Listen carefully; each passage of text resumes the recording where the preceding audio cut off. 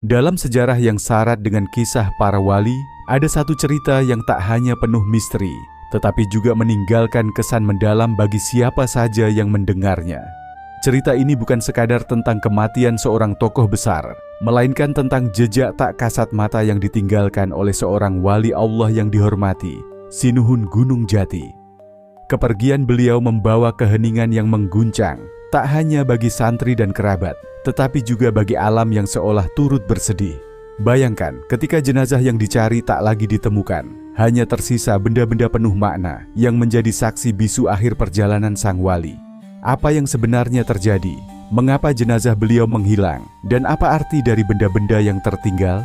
Mari kita telusuri lebih dalam kisah yang penuh teka-teki ini, yang menyimpan pesan mendalam tentang kebijaksanaan, pengabdian, dan makna sejati dari warisan seorang wali Allah. Kisah ini akan membawa kita ke Gunung Kentaki dan Gunung Sembung, tempat misteri itu terungkap, dan ke dalam hati para tokoh yang memainkan peran penting di detik-detik terakhir keberadaan Sinuhun di dunia. Kisah wafatnya Sunan Gunung Jati, sebuah legenda dan wasiat. Pada suatu hari, Sinuhun Gunung Jati, seorang wali yang sangat dihormati dan salah satu anggota Wali Songo, merasa bahwa ajalnya sudah semakin dekat. Ia memutuskan untuk menyendiri di tempat yang sepi dan penuh kedamaian. Dengan membawa keris legendaris Sangyang Naga, Sinuhun menuju Gunung Jati di sebelah timur. Di sana, dalam keheningan alam, ia mulai merenung dan bertafakur, menyadari bahwa waktunya untuk menghadap Sang Pencipta sudah tiba. Sambil duduk dalam heningnya alam, Sinuhun menulis sebuah surat menggunakan daun sebagai pengganti kertas. Surat tersebut ditujukan kepada anaknya di Banten, Sultan Sabakingking, Maulana Hasanuddin, yang merupakan penerusnya. Dalam surat itu, Sinuhun menulis pesan penting mengenai masa depan Banten. "Ho Sultan Sabakingking, itu cucumu yang bernama Kapil, nama panggilan untuk Maulana Muhammad. Suruhlah dia pergi menunaikan ibadah haji, sebab dialah yang kelak akan menjadi raja. Sepulangnya menunaikan ibadah haji, segeralah dinobatkan, karena setelah itu engkau dan anakmu tidak akan lama memerintah. Oleh karena itu, Muhammad Kapil besok yang akan menjadi raja, dan yang akan mendapatkan wasiatnya Nabi." Setelah menulis surat itu, Sinuhun menggulungnya dan mengikatkannya pada keris Sangyang Naga. Dengan kekuatan luar biasa, keris itu terbang melesat ke angkasa. Cahayanya terang bagaikan bintang jatuh di malam hari. Keris itu menuju Banten dan jatuh dengan perlahan di istana. Sultan Sabakingking yang melihatnya segera mengenali keris tersebut sebagai milik ayahandanya. Ia pun membuka surat yang terikat pada keris dan membacanya dengan seksama. Setelah membaca surat itu, Sultan Sabakingking yang terharu segera menyetujui pesan ayahandanya. Ia kemudian menulis surat balasan yang indah, ditulis di atas kertas perak dengan tinta emas yang memukau. Isi surat balasan tersebut adalah sebagai berikut.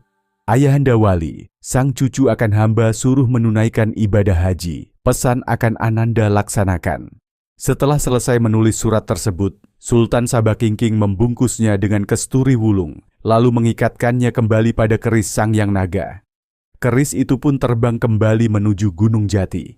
Setibanya di sana, Sinuhun Gunung Jati membuka surat balasan tersebut dan membacanya dengan seksama. Ia tersenyum dan berkata, "Inilah ciri dari kesombongan dan hati yang takabur. Seberapa lamanya kita dalam hidup ini akan berkuasa, pasti tidak akan selamanya. Lama kekuasaan keturunanku di Banten kelak tak akan lebih dari 9 keturunan." Setelah berkata demikian, Sinuhun Gunung Jati merebahkan tubuhnya di tanah, melipat tangan di atas dadanya, seperti posisi dalam sholat. Ia berbaring di atas daun rudamala, dengan batu sebagai bantalannya. Kepalanya menghadap ke timur, sedangkan kakinya ke barat. Pada waktu sahur, Sinuhun Gunung Jati meninggal dunia.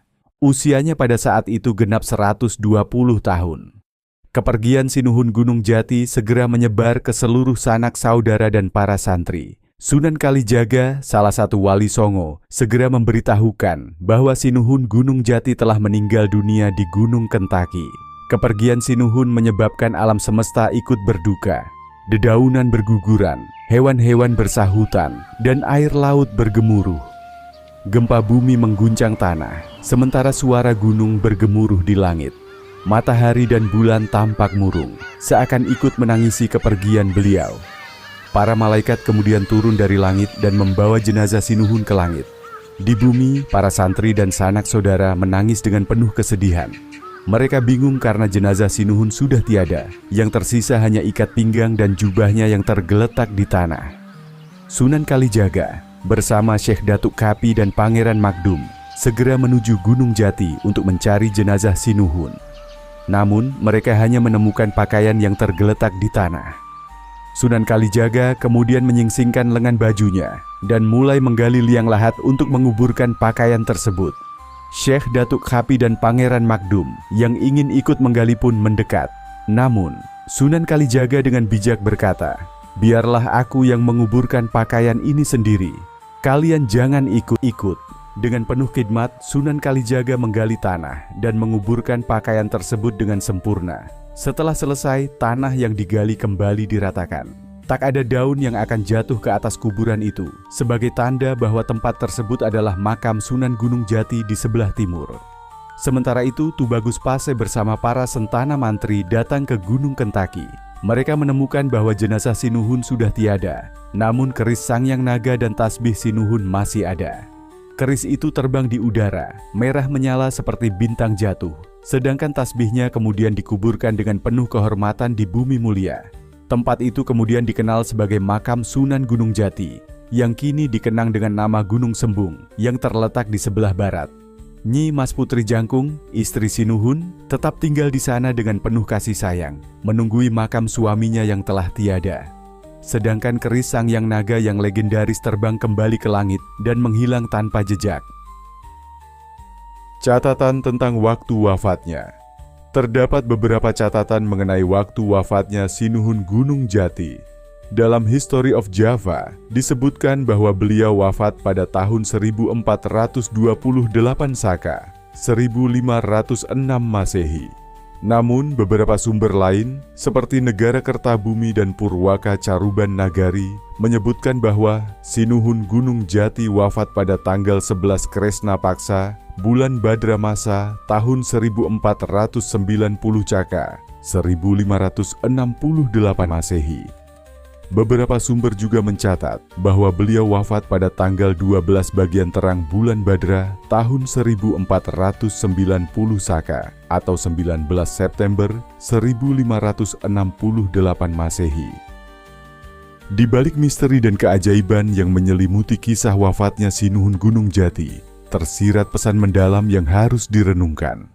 Keberadaan beliau tidak hanya meninggalkan jejak fisik, tetapi lebih dari itu, meninggalkan nilai-nilai kebijaksanaan dan keteladanan yang abadi. Menghilangnya jasad dan benda-benda penuh makna yang tertinggal mengajarkan bahwa warisan terbesar seorang manusia tidak terletak pada bentuk ragawi, melainkan pada amal perbuatan, ajaran, dan pengaruhnya terhadap kehidupan orang lain. Sinuhun Gunung Jati, dengan segala kesederhanaan dan kerendahan hatinya, menunjukkan bahwa kekuasaan sejati adalah kekuasaan spiritual yang mampu menyatukan manusia dengan Tuhannya. Benda-benda seperti tasbih, keris, dan jubah menjadi simbol kekuatan iman dan pengabdian yang akan terus dikenang. Kisah ini mengingatkan kita bahwa hidup yang bermakna adalah hidup yang didedikasikan untuk kebaikan, membawa manfaat bagi sesama, dan meninggalkan warisan yang tidak hanya tercatat dalam sejarah, tetapi juga dalam hati manusia.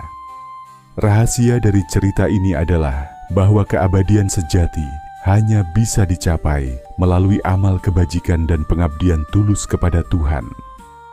Terima kasih sudah menonton dan mendengarkan cerita kisah ini. Jangan lupa like, komen, dan subscribe channel Kaligane Alaka Dastam. Semoga kalian selalu sehat, berkah rezeki berkelimpahan.